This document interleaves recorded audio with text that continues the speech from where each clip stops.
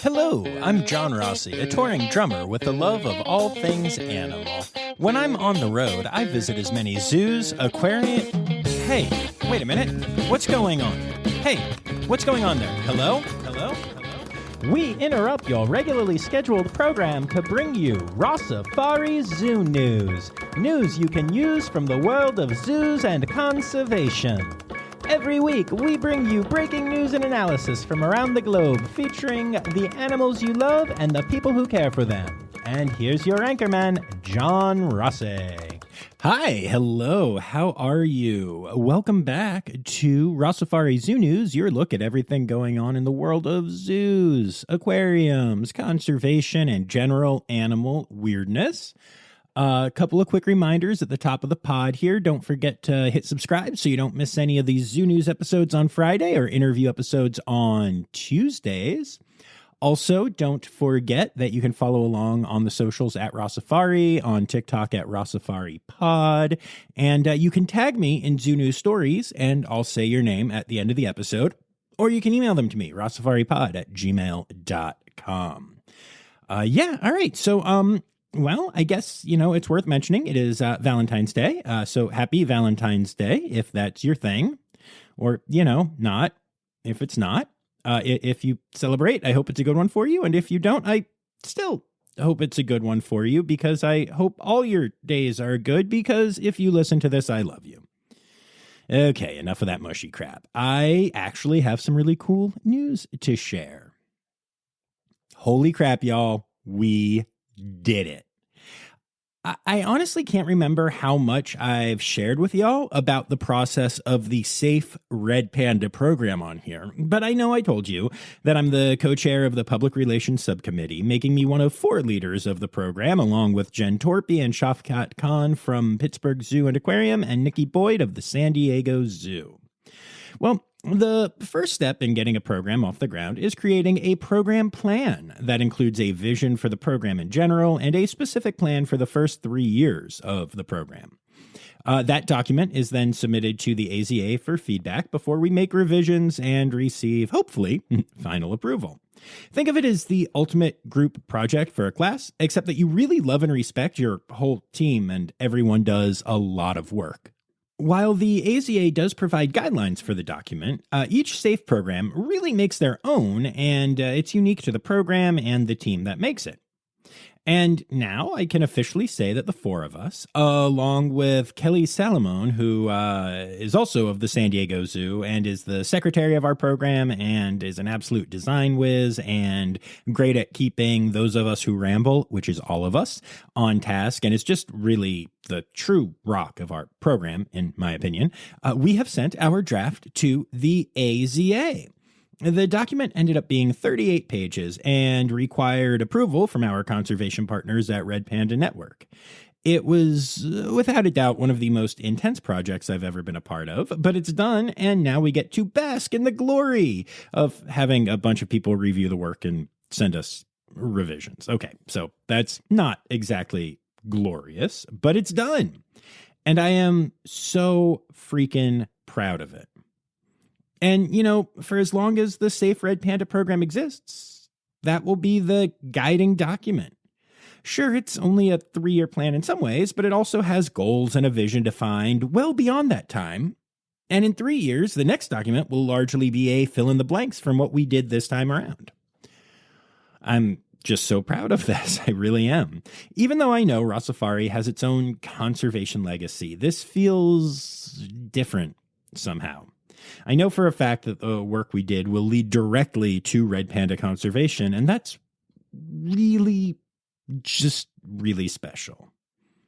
I literally could not wait to share this with y'all. As soon as I got the email saying that all revisions from our team had been made and that it was being submitted, my first thought was, I cannot wait to share this with the Rossifarians out there. This project is coming together and it's going to be amazing. I can't wait to share the work we're planning on doing. Oh, y'all, there is so much cool stuff. The SAFE programs of the AZA are absolutely fantastic. And that's that's a bit of a teaser because I'm going to be devoting 2 full episodes coming up soon to talking to people about SAFE programs.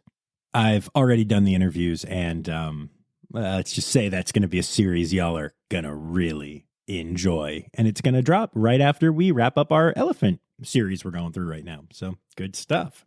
All right. So with all of that said, let's just get to it, shall we? Let's get to it.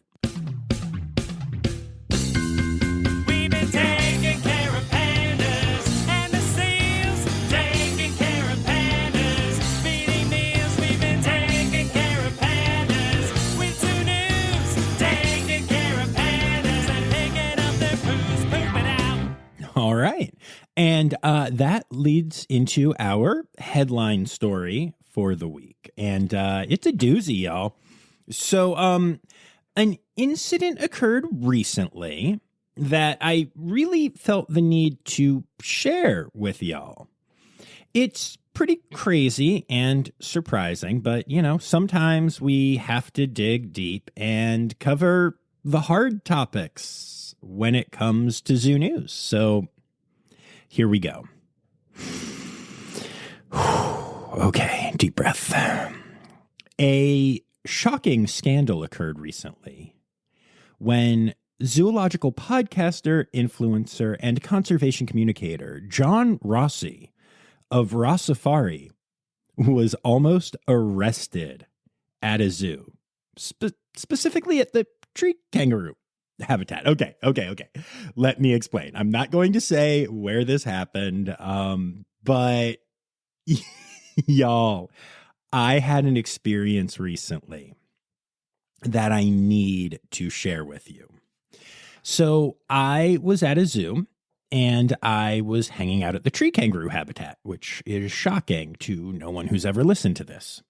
And this zoo also happens to have another one of my favorite species. So I felt like it was time to go see that other species because the tree kangaroo was sleeping. Again, not the most shocking thing in the world. So I took off across the zoo, walking, but not running, but walking, but at a pace of a zoological podcaster who's off to see one of his favorite animals.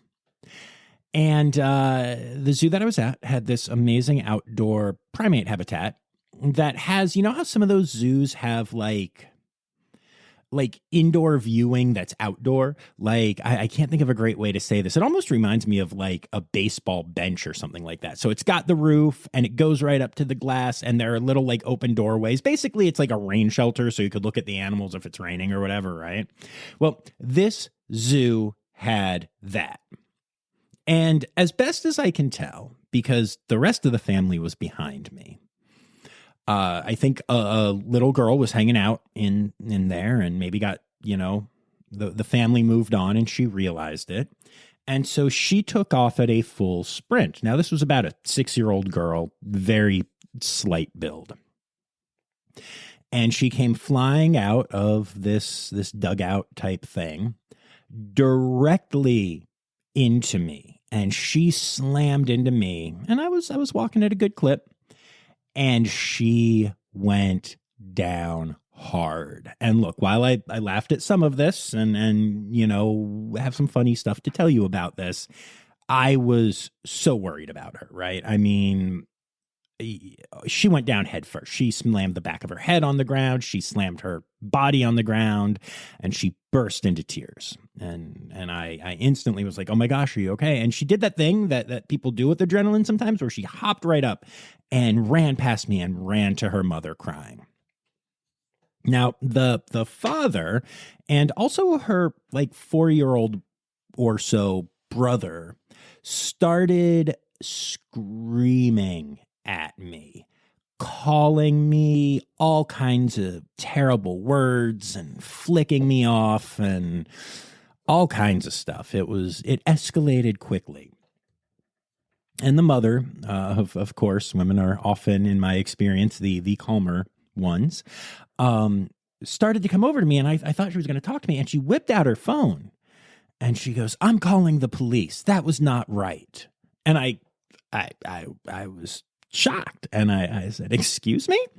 And she goes, I'm calling the police. And I said, oh, okay, you can call the cops. Your daughter ran into me, so I don't think they're going to do anything about it. And she paused and she took a breath and she said, wait, what happened? And I said, look, your daughter ran right out of there, right into me. And I was walking in the opposite direction. And, yeah, physics, right? Like she hit me and went down. And she goes, oh, okay. And she put her phone away and she turned back to her family and went back to her daughter. And the other two were still screaming at me. I was like, oh boy, this is going to hit the socials. But I have to admit, I did yell back a little bit, but just telling them to calm down and stop. I was trying to diffuse things in the way that seemed right in the moment, but whatever. I didn't swear. I didn't lose my mind. Anyway, and once the mother went back, I turned and I walked away and we were done.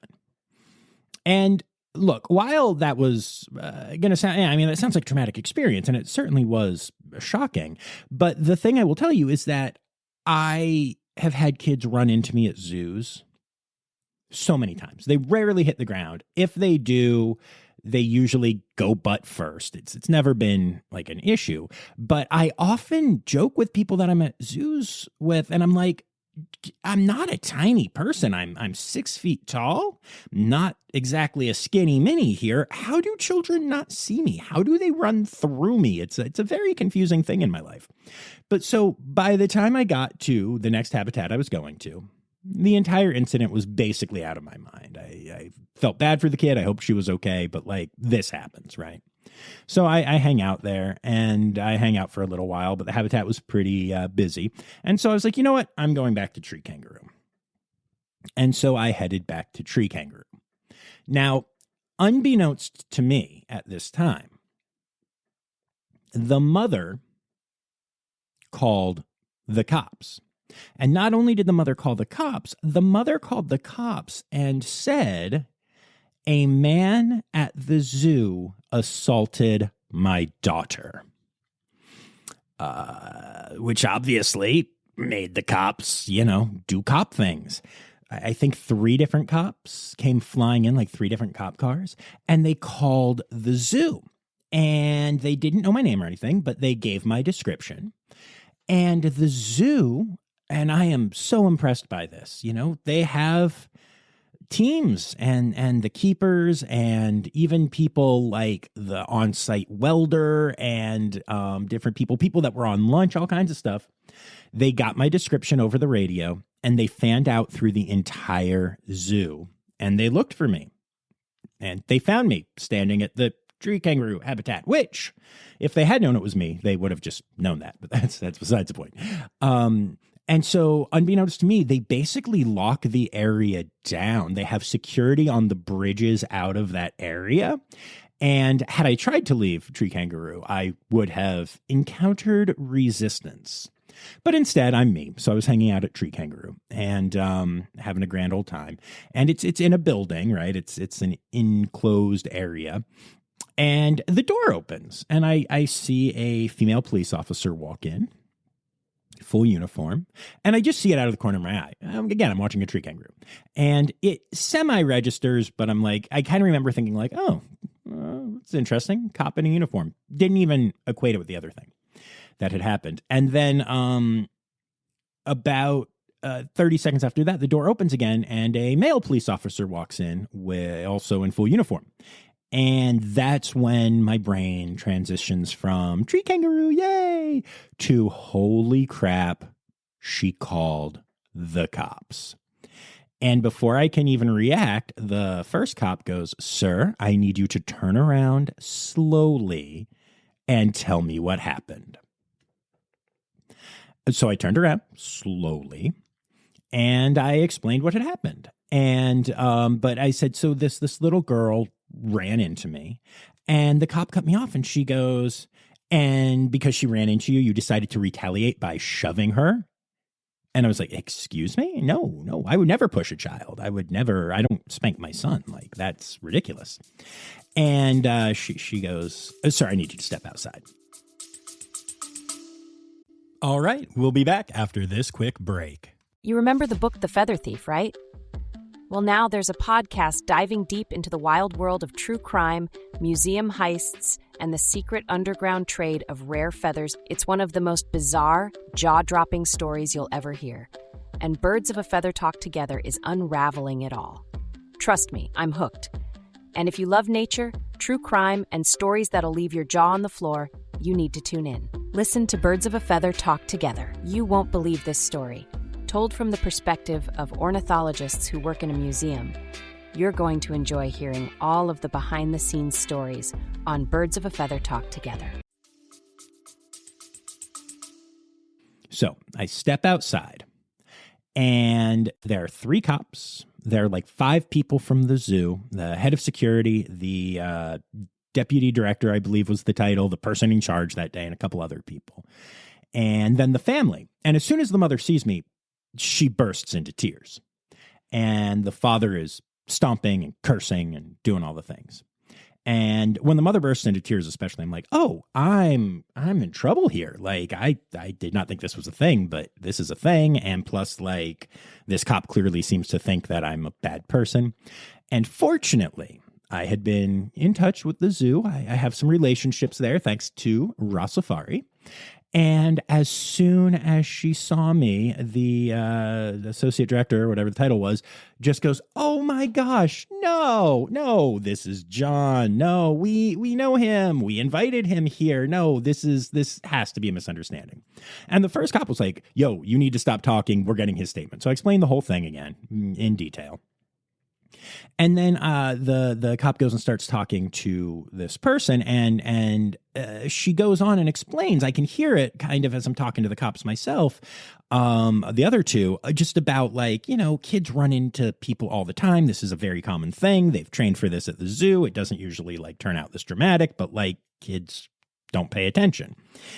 And so, yeah, and that helped to diffuse the situation more than anything else. I honestly don't know what would have happened if I wasn't who I am. And it's a weird thing to say, but it's true. And I do believe that the people at the zoo were truly willing to listen to all sides of the story and suss it out.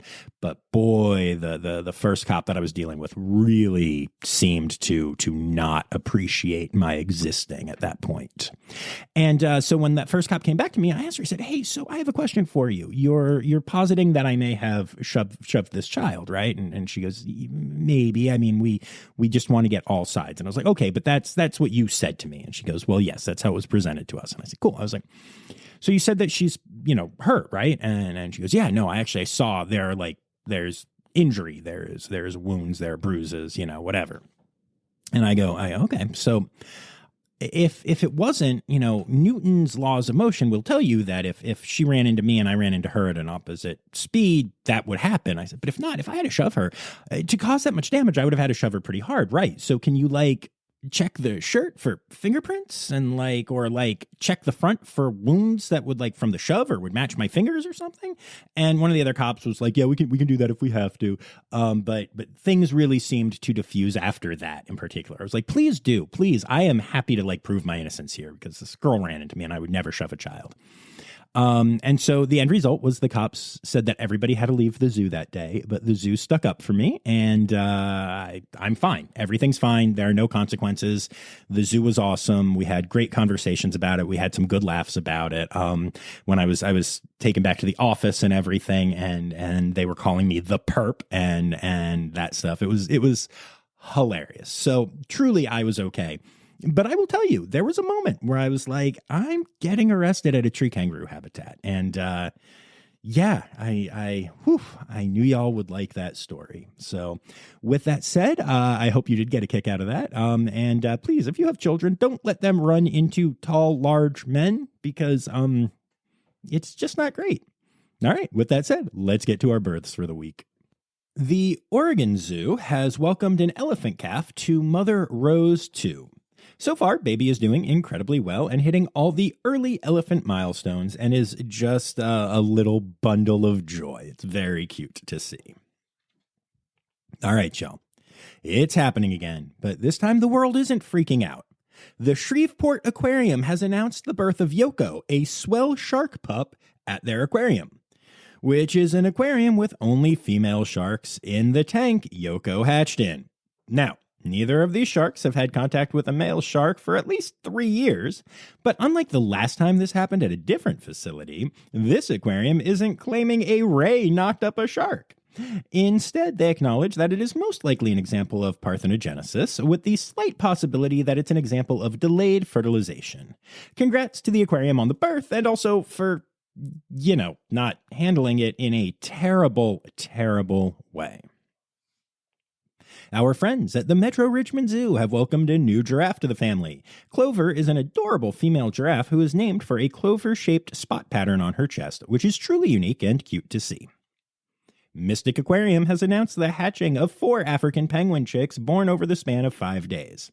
With the recent news about how dire the conservation status of African penguins is, this is a huge victory for the species. At this point, every single bird matters from a population perspective. They already mattered because, we love them and they're adorable. But yeah, so this is really exciting stuff. And then last in our births this week, Point Defiance Zoo and Aquarium has welcomed a baby watermelon. Yep, I'm reusing this joke because I like it so much. Of course, I'm talking about a baby Malayan tapir, which do have unique patterns that make them look like fuzzy watermelons when they are babies, and that fade as they age. The little one is only the second tapir calf, or tapelet as I like to say, born at the zoo in the 120-year history of the facility. Right now, mom and baby are behind the scenes, but if you're in the area, once they're out there, you have to make your way to Point Defiance because seriously, baby tapirs are just insanely adorable. And that's coming from a guy who spends a lot of time with baby animals. And that brings us to our deaths for this week. And the first one hurts a lot. Elmwood Park Zoo has announced the passing of Rocky, the male North American river otter that called the zoo home. Rocky was almost 20 years old, making him one of the oldest North American river otters in human care and far outpacing the 8-year lifespan of wild river otters. You may remember that Rocky has featured prominently on the podcast on multiple occasions. As a matter of fact, when the lower part of Elmwood Park Zoo flooded, one of Rocky's keepers and I were the ones that got to pump out and clean the pool by hand. There was a lot of otter poop on me that day. That was the day that I actually got to meet Rocky and his friend and companion Piper and feed them. I'll literally never forget the sounds Rocky made. He literally, he'd get so excited, and the noise literally, I keep saying literally because it's so unbelievable, but he just went yum, yum, yum, yum, yum, yum, yum, yum, yum, yum. It sounded like he was saying yum over and over and over again, and I was like, is that Rocky? And it was. And he ate and he played with his food, and it was amazing. Rocky was also an incredible companion for Piper, a much younger female otter that joined the zoo a few years ago.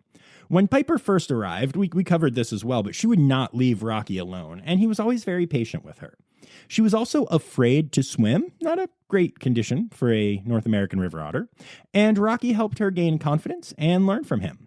Watching that entire saga unfold is still one of my most precious memories I have during my Rossifari era. Rocky also featured in a part of a story I've shared before, but it bears repeating. So, for years and years, I always believed my father's favorite animal was the polar bear. This stems from a lot of things. I won't go into details, but because of this, I frequently got him polar bear-related conservation gifts. And to be fair, he does truly love polar bears. But imagine my surprise when, on my birthday a few years ago, we were visiting Smithsonian's National Zoo, and we were watching the otters play. And of course, that's right near the red pandas, so I wanted to run over there. So I summoned them, and my father looked at me and said, "Give me a minute. Otters are my favorite animal." I was gobsmacked. I mean, look, it's one thing to not know your dad's favorite animal. It's another thing to be me, the guy with an animal podcast and who can't stop talking about animals, and who spent so much money on polar bear stuff over the years, only to find that fact out. Yeah, I was shocked. But I was able to hook it up after that, and my dad got to meet Rocky at Elmwood Park Zoo, and it was his first time ever meeting an otter. It was an amazing experience for him, and afterwards he was just beaming. And I love my dad very much, but he is much more reserved than I am. So seeing the childlike wonder on him was really, really special. Rocky was an amazing otter, and I'm so grateful that I got to spend so many years seeing him time after time. Sending just all my love to the team at Elmwood Park Zoo. And actually, while we're on the subject of Elmwood Park Zoo losing animals, the team has also said goodbye to Vincent, the peregrine falcon that called the zoo home since 2009. Now, Vincent was a super special bird, one that regularly caused guests to just stop in their tracks and stare at his regal presence as they were walking by. I loved seeing his face every time I visited the zoo and loved hearing his calls whenever red-tailed hawks came near his habitat. He was a calm, confident, beautiful bird, but unfortunately his annual exam showed signs of arthrosclerosis, which is common amongst older birds of prey. Sadly, there is no treatment, but Vincent was able to thrive for a while after the diagnosis, showing his strength until the end. He is terribly missed, and after those two, Elmwood Park Zoo is never going to be quite the same. It will always be amazing. They've got a lot of growth. There will be times it might even be better, but it'll never be the same after those two special animals are gone. The Adelaide Zoo has said goodbye to red panda Mishri, also known as Mishimu to her keepers. She was a gentle soul with a true passion for fruit. An unexpected health turn called Mishri to pass away, and necropsy results aren't in yet, so sending love to the care team of this gorgeous panda for the rather unexpected loss. I hope they can find answers and hopefully some peace. Baby, the hyacinth macaw that lived at the Tulsa Zoo, has passed away. She lived at the zoo for nearly 40 years after being donated as an adult bird. Sadly, she was euthanized after suffering kidney failure. Baby was smart, sassy, fearless, and had a particular affection for corn on the cob. One of the most fascinating things about Baby is that she developed truly unique relationships with each of her keepers. Some she would play with, some she would just have calm interactions with, and some she even loved to playfully chase around her exhibit. These behaviors show just how unique the bond between a keeper and a macaw can be. And actually, that's not the only kind of bird that you can have a special relationship with. Roswell, the king vulture, has passed away at ZooAtlanta. She was 35 years old, which is on the older side for a king vulture. She was a bird who was very selective about whom she showed her affection to, and that was true of both other birds and of humans. In particular, lead bird keeper Monica was the center of Roswell's universe. The two were best friends, and Monica was always able to bring out the best sides of Roswell's unique and larger-than-life personality. While 35 is at the upper end of a king vulture's lifespan, the passing came very quickly when her health suddenly and unexpectedly declined so rapidly that she was taken to the veterinary hospital for numerous tests, but unfortunately she passed away before answers could be obtained. Sending love to the team at ZooAtlanta, especially to Monica, who has lost not only an animal she cared for, but honestly a deep emotional connection. The Naples Zoo has said goodbye to Masamba, the male African lion that lived at the zoo. The decision was made after numerous age-related health concerns started to compromise Masamba's quality of life. He was 16 years old, outliving the average life expectancy of a male lion by at least 4 years, and he is greatly missed. And the Smithsonian's National Zoo has said goodbye to a few animals lately. Gunther, a 33-year-old male gray seal, passed away after living past the median life expectancy of the species by 14 years. He was an amazing and beloved animal, and his age was a testament to the care provided to him at the zoo. They've also said goodbye to Murphy, a 26-year-old Komodo dragon, which outlived the life expectancy of its species by 6 years. Murphy was intelligent and charismatic, with a laid-back personality and gentle nature. Pretty impressive traits for a Komodo dragon. In fact, his nature made him a great subject for research studies, and because of this, Murphy truly helped to advance our knowledge and understanding of the species.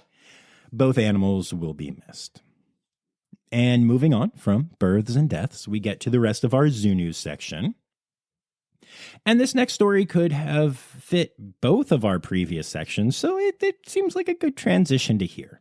Sedgwick County Zoo recently welcomed a maned wolf pup to mom Layla. Sadly, Layla passed away, leaving the baby, named Amora, without a mother. Since maned wolves are mostly solitary but do need companionship to develop properly, the zoo turned to the Kansas Humane Society to adopt a puppy to raise as a companion for Amora. The zoo chose Slinky, a brindle mix that was taken in by the Humane Society on the same day Amora was born. The two have been carefully introduced, and the friendship is going super well. The pictures are adorable, so check those out on their socials. While this is a great start to the socialization process for Amora, Slinky won't be a permanent bestie. Instead, Slinky has been adopted by a member of the staff at the zoo and will become a normal pet at the time when Amora is ready to start living with other maned wolves. On a more annoying note, another day, another animal activist group is trying to sue an accredited facility over an elephant. This time around, it's the Phoenix Zoo, with the group specifically targeting Indu, an incredible elephant who is just shy of 60 years old. The problem, according to this group, who I won't name here, is that Indu is alone and not with a herd. And while it's true that most elephants prefer life in a herd, there are some that prefer to be solitary and can even be aggressive towards other elephants, a problem that Indu had back when being part of a herd. So this goes back to that thing we talk about on here a lot, where welfare is all about the individual and meeting them where they are, right? So the zoo works hard to ensure that Indu receives companionship from both her keepers and, interestingly enough, from the rhinos in the habitat next to her, who she seems to have developed a deep bond with. And, having been the target of some of these groups and individuals because of going viral drumming with Emily the elephant, I can tell you firsthand that they don't care about any of that welfare stuff. It's almost cult-like or like a sickness, their inability to accept that people who actually know these animals and love these animals and are experts in caring for these animals are more knowledgeable than people who have feelings, even if they are, admittedly, strong feelings. But I am so annoyed for the Phoenix Zoo, but I know they will prevail because this is just stupid. It's all just stupid. Although, honestly, with everything else going on in the country right now, who the heck knows? So hopefully it turns out well. Bird flu has struck zoos again, this time at 2 of the WCS zoos in New York City. 3 ducks at the Queens Zoo have died of the disease, and 12 birds that died at the Bronx Zoo are suspected to have had it as well. 9 of those birds were wild, while 3 were collection birds. While the WCS affirms it has taken the proper steps to make sure all animals in the parks are safe, the city in general is currently under attack from the disease, with bird markets being closed by the city and state government and all kinds of other steps being taken to just try to batten down the hatches and get through this issue. And then kind of a lighthearted story to end this section this week. So I recently mentioned the idea of giant pandas coming to the San Francisco Zoo and that it might be on life support, with the largest donor at the zoo opposed to the idea and the mayor who pushed so hard for it losing a bid for re-election. Until the plug is officially pulled, however, the zoo is still moving ahead with its plans to bring giant pandas to the zoo from China. And a job posting on the subject led to a lot of confusion and humor on the internet recently. The position in question is the assistant curator of giant pandas, and one of the requirements is basic knowledge in bamboo. Which, fair, but that's a really weird way to phrase that. Basic knowledge in bamboo. The zoo is looking for someone with at least 5 years experience caring for giant pandas at an AZA-accredited zoo, which is also fair, though really limits the pool of people that can apply, right? And that's actually the part that got a lot of people laughing this week, given that so few people could possibly meet that requirement. The internet, especially Reddit, had a field day with this one, with people suggesting they would apply for it because they worked at a Panda Express for 5 years or because they had a really large black and white dog, and it's probably close enough. But honestly, the main problem most of these people face is simply the fact that they don't have basic knowledge in bamboo. Stereotypical here to bring you to conservation news. All right, it's another week, and we've got another bunch of examples of the Trump administration dismantling environmental protections and regulations in the United States. For starters, President Trump has decided to attack the Endangered Species Act, which has had a 99% success rate of keeping species it protects from extinction so far. One of his executive orders seeks to empower a committee of Trump appointees to decide the fate of endangered animals. Now, this is technically a provision to the act that has existed for ages, in which the Endangered Species Act Committee can meet to decide the fate of an endangered species, especially in a specific area. But that group has not met once under multiple presidents because there's no need to, because just follow the Endangered Species Act and everything will be okay. Trump's executive order looks to change that, calling on the group to meet regularly because he has declared that America is currently experiencing an energy emergency, whatever the heck that means. In particular, Trump wants his committee to meet when conflicts arrive that pertain to real estate development in the energy sector, meaning that if an oil company wants to build on or drill in a protected habitat, all they need to do is get this committee of Trump cronies to approve it, and they can go ahead, even if it puts endangered species in the area at risk. So infuriating. And that's not all he's done this week, as he has also banned paper straws by executive order. Well, okay, that's kind of an exaggeration, but he has banned them from federal workspaces and has also mandated the development of a national strategy to end the use of paper straws.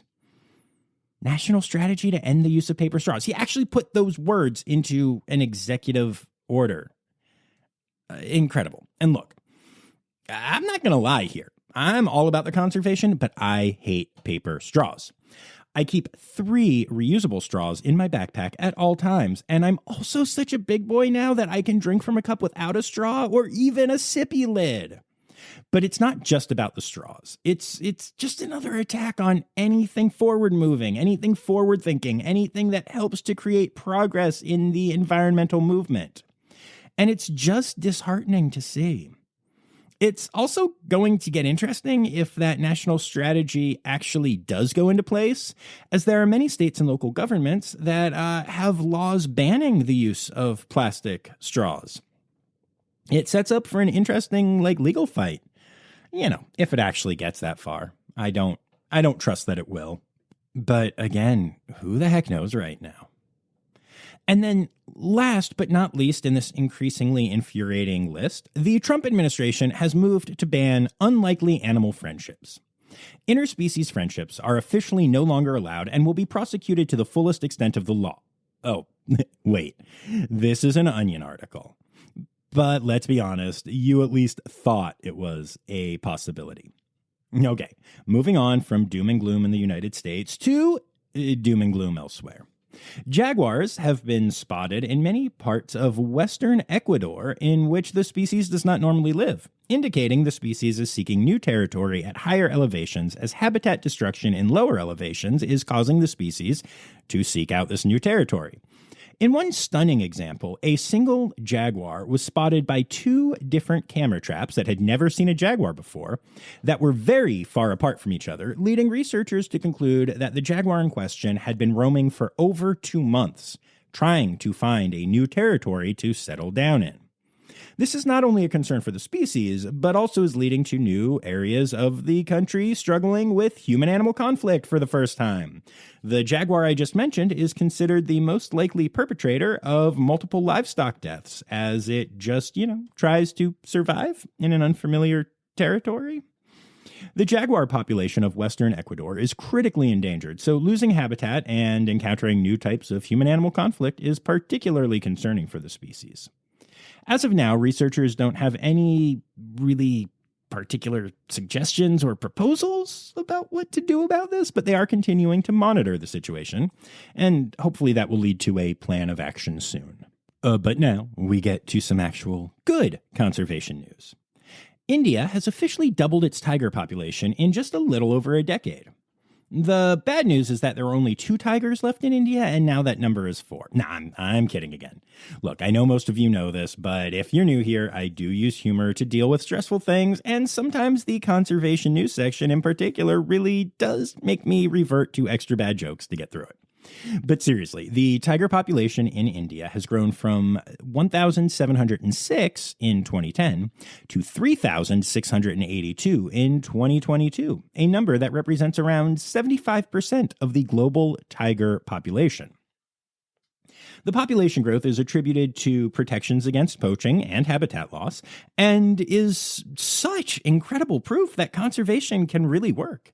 And while I don't love that 3,682 tigers represents 3/4 of the global tiger population, I do love that 3/4 of the tiger population currently reside in an area where conservation work is having such a huge and impressive impact. Also, in good conservation news, the UK has extended its ivory ban to protect hippos, sperm whales, narwhals, and orcas. The penalty for trading in these items is up to 5 years in jail and also an unlimited fine. That's right, the fine is unlimited. I don't know if that's a common thing in the UK, but I've never heard of that in the US. So, yeah, this is something the UK is taking very seriously. And I and the animals are here for it. But we have to go back to some more challenging news in this section. The Xerces Society recently completed their annual monarch butterfly count, and they recorded only 9,119 butterflies, the second worst year the count has ever seen, and a hugely sharp decline from the 233,394 monarchs that were counted last year. This represents a 96% decline. The count is done every year at 256 overwintering sites in California, and this just serves as further evidence that the U.S. Fish and Wildlife Service is correct to propose listing the monarch butterfly as protected under the Endangered Species Act, though we now have to wait to see how that whole thing I discussed at the top of this section will affect that. But yeah, 96% down. That's insane in 1 year. Here's hoping it has something to do with like migratory patterns shifting and that this number doesn't actually represent a 96% population drop for monarch butterflies. But whatever it is, there's a lot of conservation work being done for the species, including the AZA Safe Monarch Butterfly Program. So hopefully that represents a low, whatever the reason for that number is. And last but not least in this section, this space of the podcast is often filled with discussions about all the negative things caused by climate change. But it turns out climate change isn't all bad. As a matter of fact, this next story is about a positive effect of climate change. Well, it's a positive effect if you're a rat living in an urban area, anyway. Otherwise, this sucks. It's a new study has come out that found a correlation between climate change and a rise in urban rat populations. And not only are urban rats often gross and disease-ridden, and I say that as somebody who loves rats, but out-of-control rat populations already do around $27 billion worth of damage to infrastructure, crops, and contaminated food supplies every year. The study showed that rat populations are rising in cities in general, and that the populations are rising more sharply in cities that have faster rising overall temperatures due to climate-related issues. The study did not look at reasons why rat populations are rising in cities that are warming faster, but places like Washington, D.C., San Francisco, Toronto, New York City, and Amsterdam are showing truly drastic rat population changes and their rises. The study did work to remove other factors from the equation, such as the wealth of the city. So while we can't say that there is causation yet, the correlation is very noticeable, and the scientists did not find any other reason for it. So, not great. It's time for other news. It's time for other news. Hey, now, right now, now it's time. It's time for other news. Hey, it's a segue to the part called other news. Some pinnipeds have been causing problems lately, and even though the stories aren't really funny because animals shouldn't do this kind of stuff. I mean, they also kind of are funny. A seal recently was found in a hotel room in the Netherlands. A person rented the room, made their way inside, and found a napping seal. The seal was relocated without any issue, but man, that's a crazy thing to walk into. I spend a lot of nights every year in various hotel rooms around the country. And in my time, I've encountered some weird stuff. I've walked in on a maid and someone else from the hotel utilizing the bed that was going to be mine. I've had people walk in on me when they were assigned the same room, even though we were meant to be in different rooms, and they had the keys, and I was like in the restroom or something. There's been some weird stuff. A bass player on one tour that I was on was particularly known for having housekeeping walk in while he was spending alone time with himself passionately. I think it happened like 3 times to him. I'm not even sure how that's a thing, other than that I know that noise canceling headphones were involved. But yeah, a seal. A seal is that would be, actually, I would prefer that to anything else that has happened. So that'd be cool. But yeah. Meanwhile, a hotel in Oregon, still afraid to say that name, has had a sea lion visitor that comes onto its deck and makes its way to the fire pit, apparently enjoying sitting by the fire. And while both of these stories involve funny imagery, it is worth mentioning that they do represent a kind of human-animal conflict, and though no one has been hurt by these specific incidents, this is the kind of stuff that can lead to trouble for people and pinnipeds alike.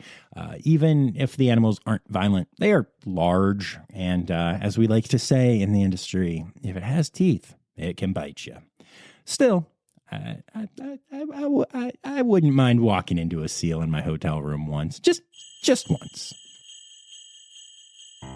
Animal, animal, animal holidays. Animal, animal, animal holidays. It is February, which is Adopt a Rescue Rabbit Month, International Hoof Care Month, National Bird Feeding Month, and Fishing Cat February. And moving on to our individual days, we've got February 14th, which is World Bonobo Day. Also Valentine's Day, and when I think of sweet romantic animals, oh boy, I know too much about bonobo mating and sex habits and what they use them for and how they do it. Oof, wow. I would have picked literally any other day on the calendar, but hey, no judgment. We don't kink shame here. Anyway, the 15th is National Hippo Day and World Pangolin Day. The 16th is World Whale Day. The 18th is Rakalia Awareness Day. And the 20th is Love Your Pet Day, which is really every day in my house, and I'm sure in most of yours. And those are your animal holidays for the week.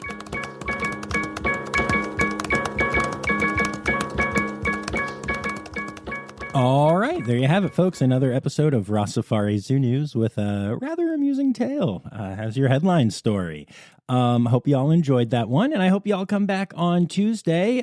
You'll be hearing from Trip Gorman, who was at the Fort Worth Zoo, who was on the podcast from the zoo a few years ago, but now is on as the president of the Elephant Managers Alliance. And they're going to talk to you, well, he's going to talk to you about what that organization is, and it's a great follow-up to last week's episode with Mike. So I hope y'all enjoy that one. And before we get going, I do need to take a moment to remind y'all that you can support the pod by going to patreon.com/Rossifari. And my Red Panda level patrons even get to hear their names at the end of the episode when I say something like this. I would like to say thank you to all of my Red Panda level patrons, including Dr. Laura Schenk, Dr. Stephen Williamson, Barbara Bennett, Jenny Owens, Kevin Williams, and... also here for the stickers, who still hasn't told me to call them anything else. And honestly, I'm here for it. It's kind of hilarious.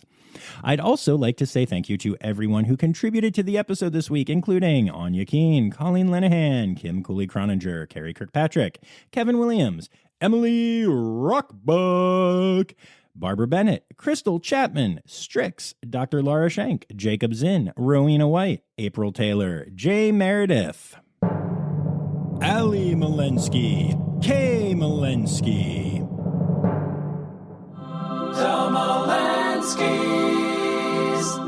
Dr. Natalie Taco, Dr. Stephen Williamson, Dr. Zoe Rossi, a lot of doctors this week. Chris Gross, Becca Fewer, Jennifer Morgan, Sam Evans, Jody Allen, and Ann Yoshioka. Thank you all so much for contributing to this week's episode. And last but not least, don't forget, friends, the words Newsy credits backwards are Steider Kiswen. The Rossifari podcast is produced, hosted, and engineered by John Rossi.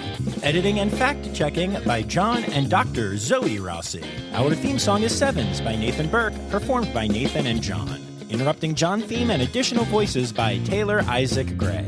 You can reach John directly on Instagram and Facebook at Rossifari or by email at rossifaripod@gmail.com. Rossifari is part of the Daydreamer Media Network. Now, stop listening to me and go visit a zoo.